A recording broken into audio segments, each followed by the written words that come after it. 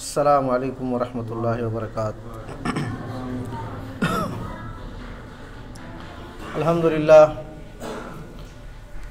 الحمدللہ نحمده ونستعینه ونستغفره ونعوذ باللہ من شرور انفسنا ومن سیئات اعمالنا، من يهده اللہ فلا مضل له ومن يضلله فلا هادی له، واشهد ان لا الہ الا اللہ وحدہ لا شریک له، واشهد ان محمدا عبده ورسوله۔ یا ایھا الذین آمنوا اتقوا اللہ حق تقاته ولا تموتن الا وانتم مسلمون۔ یا ایھا الناس اتقوا ربکم الذی خلقکم من نفس واحدہ وخلق منها زوجها وبث منهما رجالا كثيرا ونساء واتقوا الله الذي تساءلون به والارحام ان الله كان عليكم رقيبا۔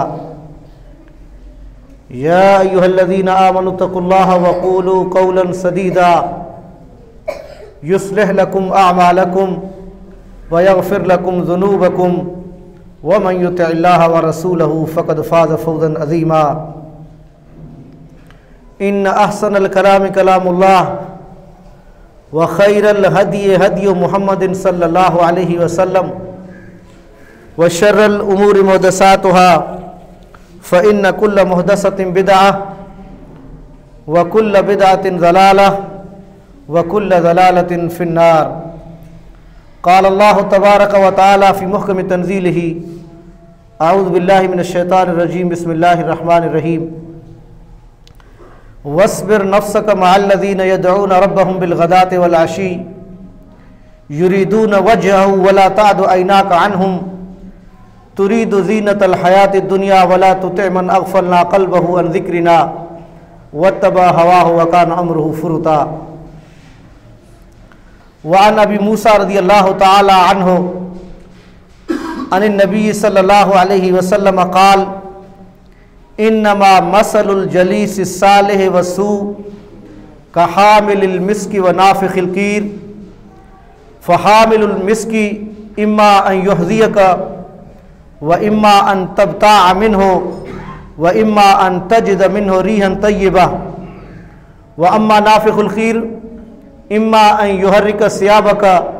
واما ان تجد منه ريحا خبيثة۔ رواه البخاری ومسلم۔ سبحانک لا علم لنا الا ما علمتنا انک انت العلیم الحکیم۔ محترم سامعین کرام، میں نے آپ کے سامنے قرآن کریم کی جو آیت کریمہ تلاوت کی، اللہ تبارک و تعالیٰ اس میں فرماتے ہیں، فرمایا واصبر نفسک مع الذین یدعون ربهم بالغداة والعشی، آپ اپنے آپ کو صبر کے ساتھ ان لوگوں کے ساتھ روکے رکھیں جو اپنے رب کو صبح اور شام پکارتے ہیں، جو اپنے رب کو صبح اور شام پکارتے ہیں، ان لوگوں کے ساتھ آپ اپنے آپ کو روکے رکھیں۔ وَلَا تَعْدُ عَيْنَاكَ عَنْهُمْ، ان سے آگے آپ اپنی آنکھیں مت بڑھائیں، تُرِيدُ زِينَةَ الْحَيَاةِ الدُّنْيَا، کہ آپ دنیا کی زندگی چاہتے ہیں، وَلَا تُطِعْ مَنْ أَغْفَلْنَا قَلْبَهُ عَنْ ذِكْرِنَا،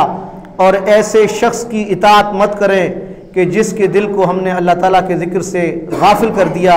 وَكَانَ أَمْرُهُ فُرُطًا، اور اس کا معاملہ حد سے بڑھا ہوا ہے۔ دین اسلام ایک عظیم دین ہے جس کے ماننے والوں کو اللہ تبارک و تعالیٰ نے زندگی کے ہر موڑ پر ان کی رہنمائی کی اور ایک ایک چیز میں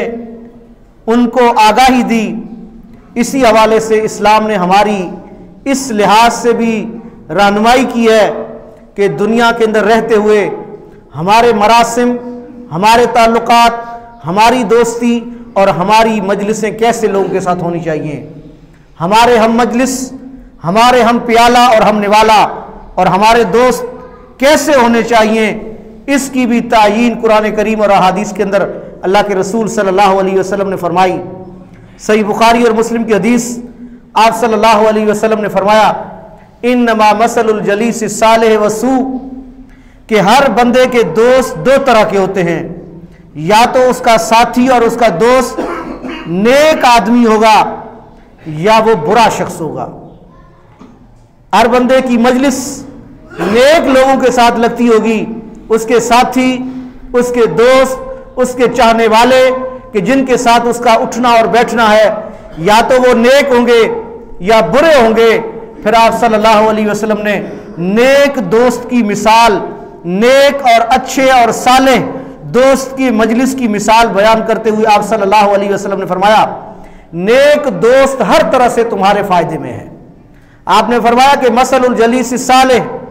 کحامل المسک، جو آپ کا نیک دوست اچھا ساتھی ہے اس کے ساتھ دوستی لگانے کا فائدہ ایسے ہے جیسے ایک خوشبو بیچنے والا ہوتا ہے۔ اب جو خوشبو بیچنے والا ہوتا ہے اس کے 3 فوائد ہوتے ہیں۔ سب سے پہلی بات اما ان یحظیک، خوشبو بیچنے والا آپ اگر نہ بھی لیں تو وہ آپ کو خود بخود خوشبو لگا دے گا، چیک کروانے کے لیے بغیر خریدے، آپ کا خرچہ کیے بغیر خرچے کے وہ آپ کو خوشبو لگا دے گا۔ اور اگر وہ آپ کو خوشبو نہ لگائے تو جب تک وہ آپ کے پاس کھڑا ہوگا من تجد منہ ریحا طیبہ، آپ کو اس سے اچھی خوشبو آتی رہے گی۔ اور اگر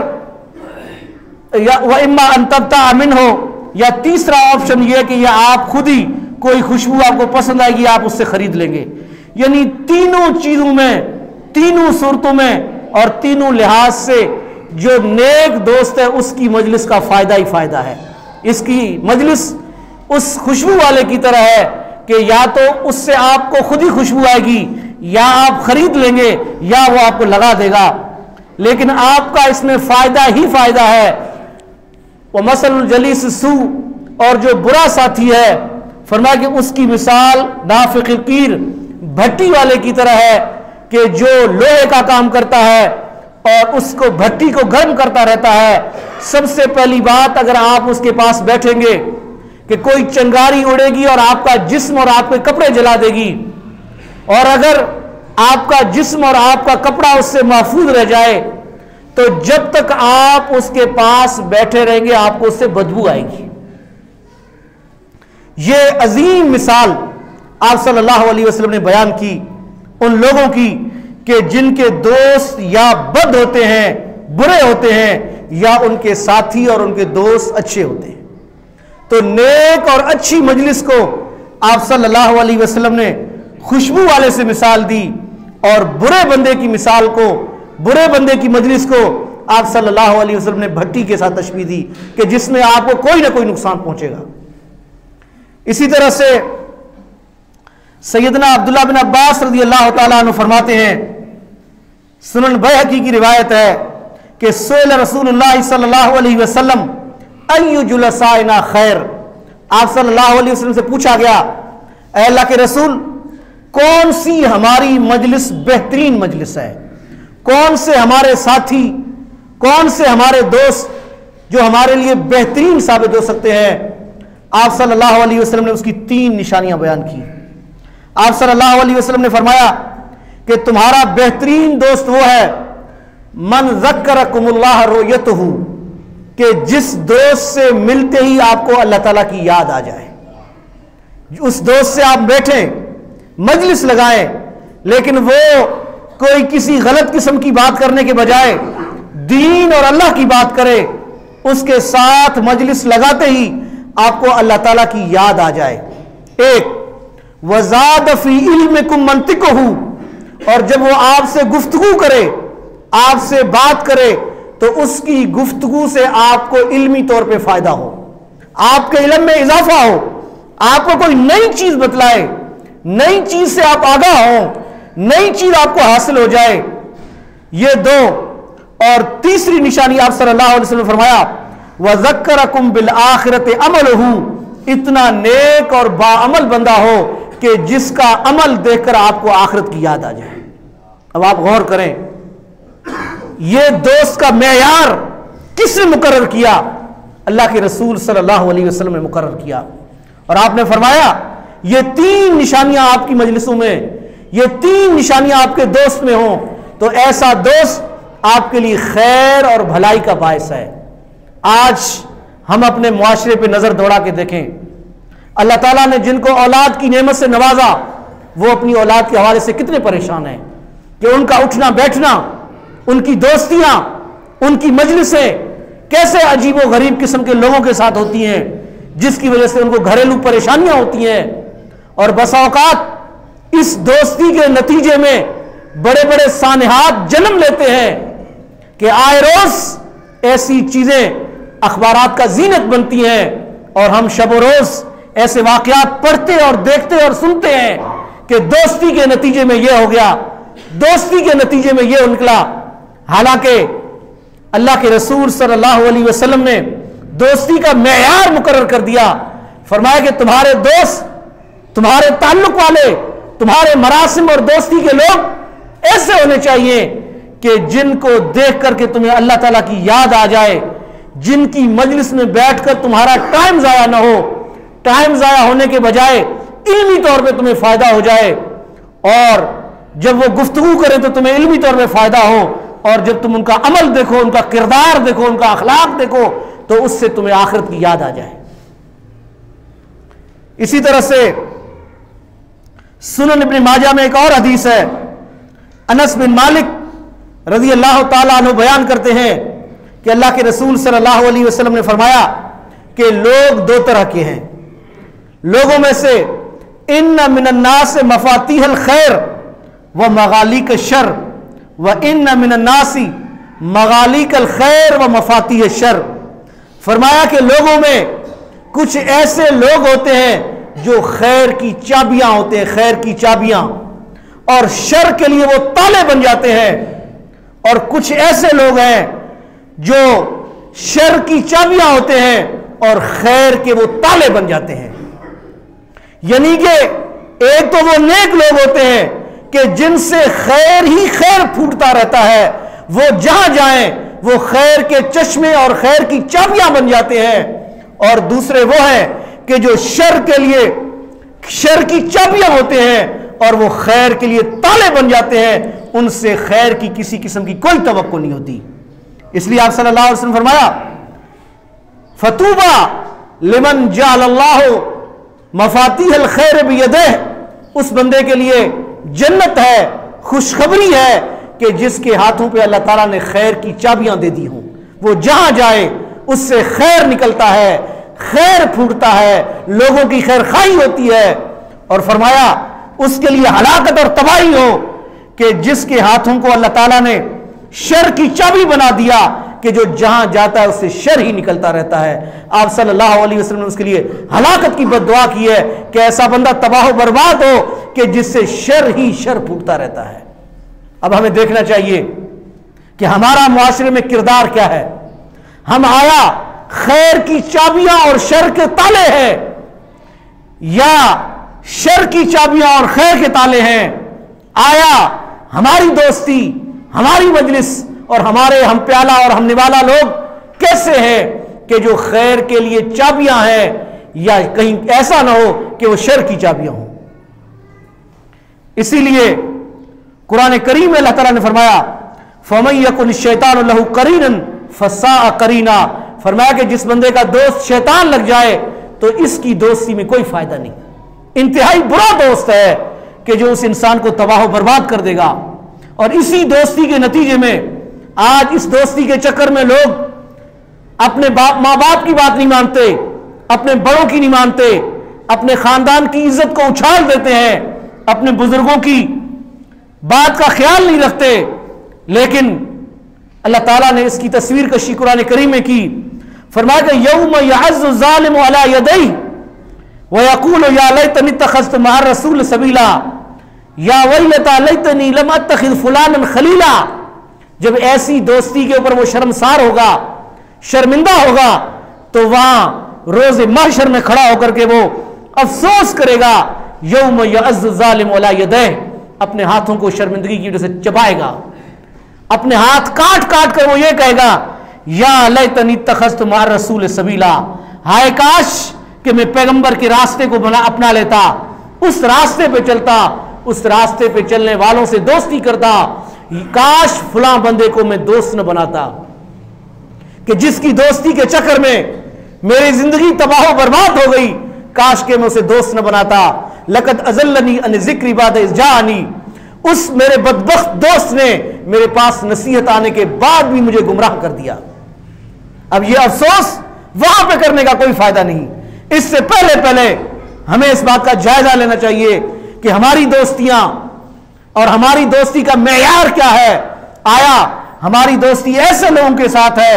کہ جن کا ہمیں دنیا اور آخرت دونوں میں فائدہ ہے، یا بظاہر صرف دنیاوی مفاد ہے ان کے ساتھ؟ تو اس لیے فرمایا کہ جب برے لوگوں کی مجلس میں وہ جائے گا، ان کی دوستی کے چکر میں یہ اپنی جوانی اور یہ لڑکپن اور جوانی اور ساری زندگی تباہ و برباد کرنے کے بعد افسوس کرے گا، لیکن اس افسوس کا اسے کوئی فائدہ نہیں. اس سے پہلے اپنے آپ کا ہمیں جائزہ لینا چاہیے اور ہمیں یہ دیکھنا چاہیے کہ ہماری دوستی کیا ہے. سنن نبی داؤد میں حدیث ہے، آپ صلی اللہ علیہ وسلم نے فرمایا لا تصاحب الا مؤمنا ولا یاکل طعامک الا تقی.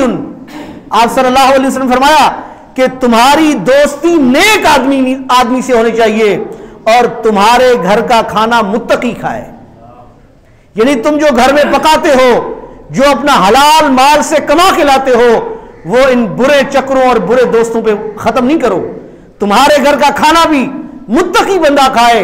اور تمہاری دوستی بھی نیک اور مومن بندے سے ہونی چاہیے. اور الاخلاء بعضهم لبعض عدو الا المتقون، فرمایا دنیا کے اندر لوگ دوستی کے چکر میں اپنے سارے خاندان اور قبیلے کی عزت کو اچھال دیتے ہیں، لیکن ایسی دوستیاں قیامت کے دن کا کوئی فائدہ نہیں. فرمایا یہ سارے کے سارے دوست جو دنیا میں اتنے آپس میں گہرے ہیں، قیامت کے دن ایک دوسرے کے دشمن بن جائیں گے. الا المتقون، سوائے ان کے کہ جو پرہیزگار اور متقی ہیں، جو اللہ سے ڈرنے والے ہیں، ان کی دوستیاں جن کی اللہ کے لیے تھیں وہ قیامت کے دن بھی برقرار رہیں گی، بشرطے کہ ان کی دوستیاں اس معیار کی ہوں جو اللہ کے رسول صلی اللہ علیہ وسلم نے بیان کیا.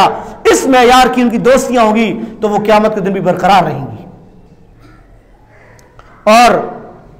اسی نیک مجلس کی مثال اللہ کے رسول صلی اللہ علیہ وسلم نے بیان کی. فرمایا کہ ما جلس قوم فی بیت من بیوت اللہ، کہ کوئی بھی قوم اللہ کے گھروں میں سے کسی گھر میں بیٹھتی ہے، مجلس لگاتی ہے، اور مجلس لگانے کے بعد وہ اس مجلس کے دوران اللہ تعالیٰ کی کتاب کا ورد کرتے ہیں، اس کی تلاوت کرتے ہیں اور آپس میں ایک دوسرے کو پڑھاتے ہیں، تو ان کو 4 قسم کی اللہ تعالیٰ کی طرف سے نعمتیں حاصل ہوتی ہیں. ایک تو ان کو اللہ کی طرف سے سکونت ان کے اوپر نازل ہوتی ہے، رحمت ڈھانپ لیتی ہے، اور فرشتے ان پر نازل ہوتے ہیں، اور اللہ تعالیٰ کی طرف سے سکونت ان کے باعث بن جاتی ہے وہ مجلس، اور وہ اللہ تعالیٰ کے ہاں ان کا ذکر کیا جاتا ہے کہ یہ دوست وہ ہیں کہ جو آپس میں بیٹھ کر کے تیرے پاک کلام کی تلاوت کرتے ہیں اور اس کو پڑھتے ہیں اور ایک دوسرے کو پڑھاتے ہیں. اب ہمیں غور کرنا چاہیے، آیا ہماری ایسی مجلسیں ہوں کہ جن کے تذکرے اللہ تعالیٰ کے پاس ہوں، ایسی مجلسوں میں ہمارا نام ہو، ایسے ہمارے دوست ہوں کہ جن کے ساتھ بیٹھنے کے بعد علمی طور پہ بھی ہمیں فائدہ ہو، اور علمی طور پہ فائدہ ہونے کے ساتھ ساتھ ہماری اس دوستی کے تذکرے اللہ تبارک و تعالیٰ کے پاس ہوں کہ یہ وہ لوگ ہیں کہ جو تیری رضا کی خاطر آپس میں دوستی رکھتے ہیں، اور پھر اپنی مجلس میں کسی کی غیبتیں نہیں کرتے، کسی کے بارے میں پروپیگنڈے اور سازشیں نہیں کرتے، بلکہ یہ بیٹھ کر کے تیرے پاک کلام کی تلاوت کرتے ہیں. اسی طرح سے وہ حدیث آپ صلی اللہ علیہ وسلم نے فرمایا کہ 7 قسم کے لوگوں کو اللہ تبارک و تعالیٰ اپنے عرش کا سایہ دے گا جب کسی چیز کا سایہ نہیں ہوگا. ان میں سے 2 وہ شخص ہوں گے، رجلان تحابا فی اللہ اجتمع علیہ وتفرقا علیہ، 2 وہ شخص کہ جنہوں نے آپس میں محبت کی لیکن کسی لب و لالچ کی خاطر نہیں، کسی مفاد کی خاطر نہیں، للہ اللہ کی ذات کی خاطر انہوں نے آپس میں دوستی کی، محبت کی. اجتمع علیہ وتفرقا، اسی پر وہ جمع ہوئے اور اسی پر دنیا سے جدا ہو گئے. تو ایسے 2 اللہ کی ذات کے خاطر تمام قسم کے مفادات کو بالائے طاق رکھ کر اللہ کی ذات کی خاطر آپس میں جو محبت کرنے والے ہوں گے اللہ تعالیٰ ان کو پکارے گا این المتحابون لجلالی، آج میری ذات کی خاطر آپس میں محبت کرنے والے کہاں ہیں؟ اور پھر ان کو اللہ تبارک و تعالیٰ اپنے عرش کا سایہ فراہم کرے گا کہ جب کہیں کوئی سایہ نہیں ہوگا۔ اسی طرح سے ایک اور حدیث صحیح بخاری میں ہے کہ اللہ کے رسول صلی اللہ علیہ وسلم نے فرمایا ان للہ ملائکۃ سیاحون فی الارض، کہ کچھ اللہ تبارک و تعالیٰ کی طرف سے ایسے فرشتے ہوتے ہیں جو پوری زمین میں گھومتے اور چکر لگاتے رہتے ہیں، اور وہ ایسی مجلسیں ڈھونڈتے رہتے ہیں کہ جن مجلسوں میں اللہ تبارک و تعالیٰ کا ذکر ہوتا ہے ان مجلسوں میں وہ بھی بیٹھ جاتے ہیں۔ تو کہیں ان کو کوئی مجلس نظر آئی، اس میں وہ بیٹھ گئے کہ لوگ بیٹھے ہوئے تھے اللہ تعالیٰ کے پاک کلام کی تلاوت اور اس کا آپس میں تذکرہ کر رہے تھے، اتنی دیر میں ایک شخص آیا کہ جسے اس مجلس میں شریک نہیں ہونا تھا، لیکن کسی بندے سے اس کا کام تھا، وہ اس مجلس میں بیٹھا ہوا تھا، مجبوراً وہ بندہ اس سے ملنے کے لیے اس مجلس میں بیٹھ گیا۔ بیٹھنے کے بعد جب مجلس برخاست ہوئی وہ اپنے متعلقہ بندے سے ملا اور ان کا ذکر اللہ تعالیٰ کے سامنے ہوا، تو اللہ تعالیٰ نے فرمایا کہ تم گواہ رہو، میں نے ان سب کو معاف کر دیا۔ تو فرشتوں نے کہا اللہ فلان خطاؤن، فلاں ایک آدمی تھا جو اس مجلس میں شریک تھا، گناہ گار تھا، اور وہ مجلس میں شرکت کے لیے نہیں آیا تھا، اپنے کسی کام سے آیا، لیکن وہاں جس بندے سے اس کا کام تھا وہ اس مجلس میں بیٹھا ہوا تھا،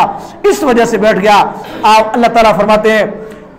تلک قوم لا یشقی جلیسہم، یہ ایک ایسی قوم ہے کہ ان کے ساتھ بیٹھنے والا کوئی محروم ہوتا ہی نہیں، کہ ان کی دوستی اور ان کی مجلس ایسی تھی کہ جس مجلس میں بیٹھنے والا کوئی میری رحمت سے محروم ہوتا ہی نہیں، میں نے اسے بھی معاف کر دیا۔ تو بھائیوں ہمیں غور کرنا چاہیے کہ ہماری شرکت کیسی مجلسوں میں ہوتی ہے، اور ہم جب آپس میں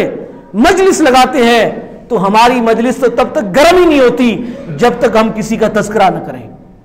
کسی کو نہ چھیڑیں، کسی کا موضوع اپنی مجلس کا موضوع نہ بنائیں، اس وقت تک ہمیں تو اپنی مجلس کا مزہ ہی نہیں آتا۔ جبکہ اللہ کے رسول صلی اللہ علیہ وسلم نے یہ بشارتیں، یہ عظمتیں، یہ رفعتیں ان دوستوں کے لیے، ان مجلسوں کے لیے دی ہیں کہ جو اپنی مجلسوں میں بیٹھ کر ایسے ان کے دوستوں سے تعلقات ہیں کہ جن دوستوں کے ساتھ بیٹھنے کے بعد ان کو اللہ کی یاد آتی ہے، علمی طور پہ ان کا اضافہ ہوتا ہے، اور ان کے دوست اخلاق اور کردار کے ایسے ہوتے ہیں کہ جن کے اخلاق اور کردار کو دیکھ کر کے آخرت کی یاد آتی ہے۔ اسی لیے امام شافعی رحمت اللہ علیہ فرمایا کرتے تھے لولا القیام بالاسحار والصحبۃ الاخیار لما اخترت البقاء فی هذه الدار۔ امام شافعی رحمت اللہ علیہ فرمایا کرتے تھے کہ اگر سحری کے ٹائم قیام کرنے کا موقع نہ ہو، یعنی تہجد کی نماز، یہ نعمت میرے پاس نہ ہو اور نیک دوستوں کی مجلس میرے پاس نہ ہو، تو اس دنیا میں زندہ رہنا نہیں چاہتا۔ آپ اندازہ لگائیں، امام شافعی جو وقت کے بہت بڑے امام تھے، آج ایک پورا مسلک ان کے نام پہ چلتا ہے، انہوں نے فرمایا کہ اگر سحری کے ٹائم کا قیام نہ ہو، نیک دوستوں کی مجلس میرے پاس نہ ہو،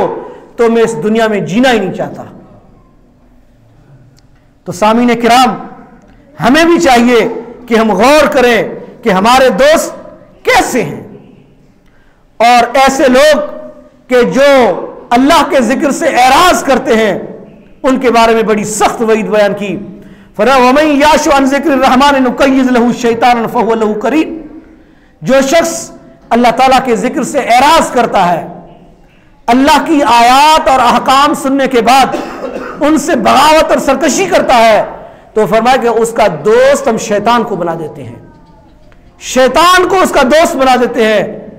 اور شیطان جس کا دوست بن جائے، جس کے ساتھ شیطان کی دوستی لگ جائے، تو پھر یقیناً شیطان کسی انسان کا خیر خواہ نہیں ہے، وہ تو روز اول سے بنی آدم کا دشمن ہے، اور اگر کسی کے حصے میں وہ دوستی میں آ جائے تو پھر آپ اندازہ لگا سکتے ہیں کہ وہ کیسا دوست ہوگا اور کیسی دوستی نبھائے گا۔ اور اسی طرح سے اچھی اور بری مجلس کی بے شمار مثالیں ہیں، لیکن ان مثالوں میں سے ایک اچھی مثال میں آپ کے سامنے پیش کرتا ہوں۔ صحیح بخاری کی حدیث ہے کہ ایک مرتبہ مدینے کے اندر ایک یہودی کا بیٹا بیمار ہو گیا۔ اللہ کے رسول صلی اللہ علیہ وسلم کو پتہ چلا کہ فلاں یہودی کا بچہ بیمار ہے۔ آپ صلی اللہ علیہ وسلم تو کائنات کے لیے رحمت للعالمین تھے۔ آپ اس یہودی کے گھر کا پتہ کر کے اس کے گھر پہ چلے گئے، آپ نے جا کر کے اس کے بیٹے کی بیمار پرسی کی اور آپ نے بچے کا حال دیکھا۔ اس کے بعد آپ نے باتیں کرتے ہوئے اس بچے سے کہا قل لا الہ الا اللہ، کہ تم لا الہ الا اللہ کہو۔ چونکہ وہ یہودی تھا، اس کا باپ بھی یہودی تھا، باپ بھی سرہانے کے پاس کھڑا تھا، تو بیٹے نے نظریں گھما کے اپنے باپ کے چہرے کو دیکھا تو باپ کے دل میں بھی نہ جانے کیا بات آئی، تو باپ نے اپنے بیٹے سے کہا اتے ابو القاسم، ابو القاسم کی بات مان جاؤ۔ تو اس بچے نے لا الہ الا اللہ پڑھا اور وہیں آپ کھڑے تھے، تھوڑی دیر میں فوت ہو گیا۔ تو آپ صلی اللہ علیہ وسلم نے کہا الحمدللہ الذی انقذہ اللہ من النار، کہ تمام تعریفات اس اللہ کی ذات کے کہ جس نے اس بچے کو آگ سے بچایا۔ اب یہ بھی ایک مجلس ہے، یہ بھی ایک مجلس ہے کہ یہودی کا بچہ ہے، یہودی کا گھر ہے، لیکن اللہ کے رسول صلی اللہ علیہ وسلم اس میں کھڑے ہیں۔ آپ نے اس بچے کو کلمہ پڑھایا اور آپ کی مجلس کی برکت سے اللہ تعالیٰ نے اس بچے کو جو یہودی گھر کا بچہ تھا اسے جہنم سے بچایا اور جنت میں داخل کیا۔ اور بری مجلس کی مثال میں آپ کے سامنے پیش کرتا ہوں۔ یہ بھی واقعہ آپ نے کئی مرتبہ سنا اور پڑھا ہوگا، کتابوں کے اندر موجود ہے کہ ابو طالب، کون ہے ابو طالب؟ ابو طالب وہ ہے کہ جو اللہ کے رسول صلی اللہ علیہ وسلم کا چچا تھا، اور آپ کا چچا ہونے کے ناطے آپ نے جتنی دعوت و تبلیغ کی ابو طالب آپ کا دفاع کرتا رہا، باوجود کہ مشرک تھا، مسلمان نہیں ہوا، لیکن اپنے بھتیجے محمد صلی اللہ علیہ وسلم کا آخری ٹائم تک دفاع کرتا رہا۔ اور جب ابو طالب کی زندگی پوری ہوئی، فوت ہونے لگا، تو چونکہ وہ قریش کے مذہب پر تھا، مشرک تھا، تو جب اس کے آخری لمحات تھے تو سارے کے سارے اس کے دوست اور قریش کے سردار مشرک اس کے پاس بیٹھے تھے۔ اتنی دیر میں اللہ کے رسول صلی اللہ علیہ وسلم بھی تشریف لائے۔ آپ کے چونکہ وہ چچا تھے، آپ کا رشتہ بھی تھا، اور اس نے آپ کا دفاع بھی کیا، آپ کو بڑا احساس ہوا۔ آپ نے جا کر کے اپنے چچا سے کہا کہ لگتا ہے تمہارا آخری ٹائم ہے، تم میرے کان میں کلمہ پڑھ دو، میں تمہارے لیے اللہ کے سامنے جھگڑوں گا۔ آپ جب یہ بات کر کے خاموش ہوئے تو اس نے اپنے جو جتنے بھی دوست مشرک تھے ان کی طرف دیکھا، تو وہ سمجھ گئے کہ کہیں ایسا نہ ہو کہ آخری ٹائم پہ یہ بندہ کلمہ پڑھے۔ تو ان سب نے یک زباں کہا کہ ابو طالب، کیا تم گھبرا گئے ہو، موت سے ڈر گئے ہو کہ آخری ٹائم ساری زندگی تم اپنے بنو مطلب، اپنے مذہب، اپنے خاندانی مذہب پہ قائم رہے اور آخری ٹائم پر تم اپنا مذہب چھوڑ رہے ہو؟ تو اس نے کہا نہیں، میں اپنے دادا اور اپنے باپ اور اپنے خاندان کے مذہب پہ مرتا ہوں۔ اب آپ دیکھیں کہ یہاں پر بھی اس کا سارا کام خراب کرنے والے اس کے دوست، اس کی مجلس، اس کے ہم پیالہ اور ہم نوالا تھے۔ اور وہاں جو پہلی مثال پیش کی آپ کے سامنے، اس میں اللہ کے رسول صلی اللہ علیہ وسلم کی وجہ سے ایک یہودی بچہ مسلمان ہو گیا، جہنم سے بچ کر جنت میں چلا گیا، اور ادھر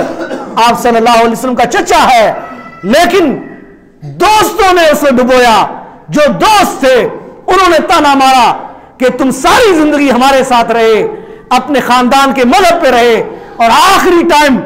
موت سے ڈر کر تم گھبرا گئے ہو اور اپنا مذہب چھوڑنے لگے ہو۔ اس نے کہا نہیں، میں اپنے ہی مذہب پہ جان دیتا ہوں۔ اس طرح سے وہ فوت ہوئے اور وہ مسلمان نہیں ہوئے۔ اب آپ اندازہ لگائیں، آخری ٹائم پر اس کو کلمہ پڑھنے سے روکنے والے کون تھے؟ اس کے دوست، اس کے ہم مجلس، اس سے دوستی لگانے والے، اس کے ساتھ چلنے والے، انہوں نے ہی اسے آخری ٹائم میں رکاوٹ وہ بن گئے اور آخرکار اس نے کلمہ اسے نصیب نہیں ہوا۔ اور آپ نے فرمایا کہ جہنم میں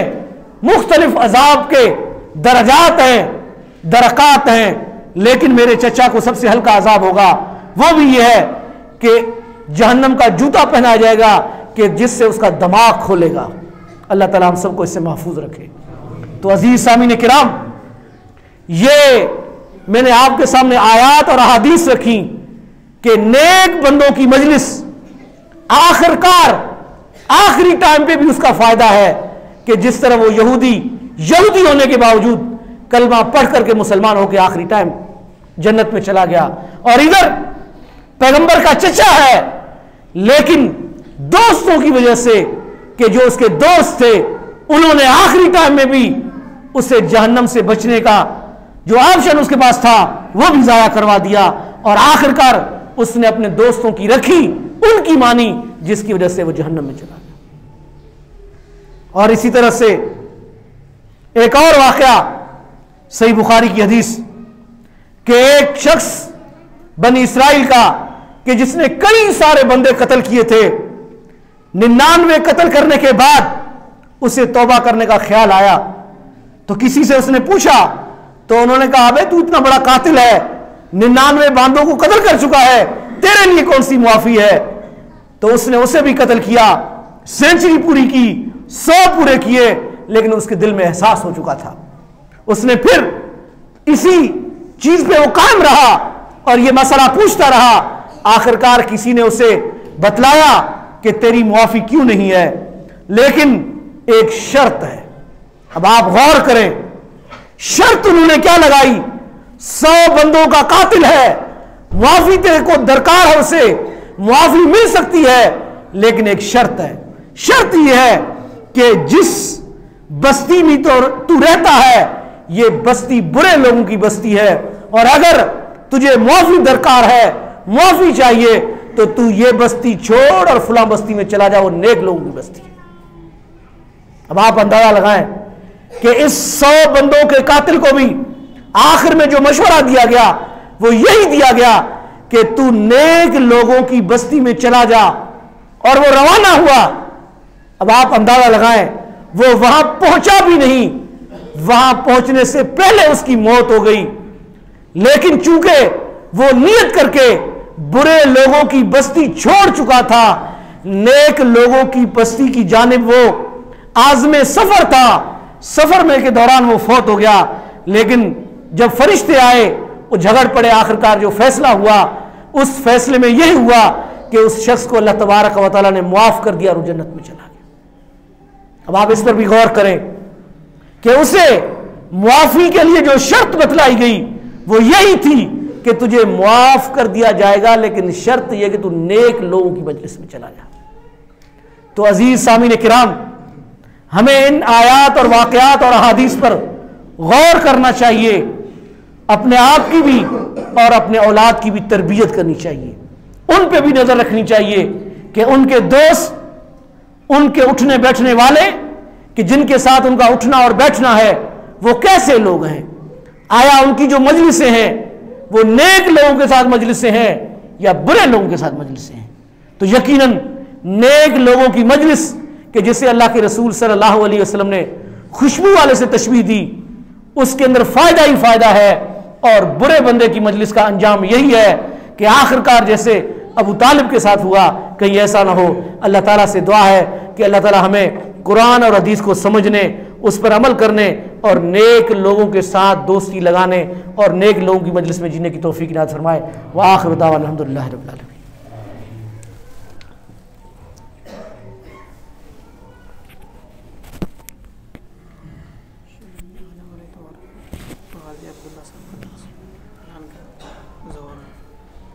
دسمبر